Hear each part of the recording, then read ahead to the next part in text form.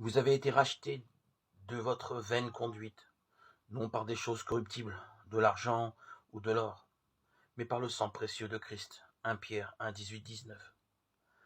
380 millions d'euros, c'est le prix du tableau le plus cher du monde. Une toile de Léonard de Vinci. Il s'agit du Salvator Mundi, le sauveur du monde. Portrait de face évoquant le visage présumé de Jésus. On peut se poser la question, qu'est-ce qui a tant de valeur dans ce tableau? Bien que Dieu n'ait pas voulu laisser l'image de Jésus-Christ, il permet que le tableau le plus cher du monde évoque son visage. Il permet aussi que le livre imprimé le plus cher du monde soit une partie de la Bible, un manuscrit du livre des psaumes vendu 12 millions d'euros.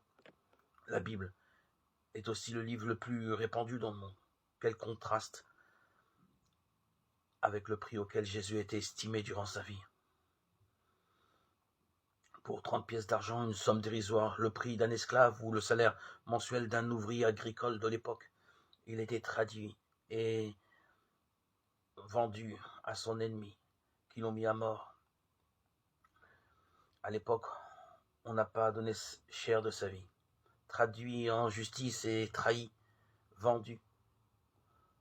Pourtant, la Bible nous parle de lui comme du Fils de Dieu, Dieu lui-même venu s'offrir pour prendre notre place et payer ainsi le prix de nos péchés.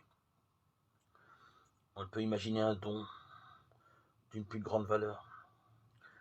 Avons-nous compris que notre vie a une si grande valeur aux yeux de Dieu? Dieu a donné son Fils sans rien attendre autour de notre part, sinon que nous le croyons. Et nous, à quel prix estimons-nous Jésus? Vaut-il pour moi 30 pièces d'argent comme pour ceux qui l'ont mis à mort, ou une somme inestimable, car il est le Fils de Dieu qui est mort pour moi?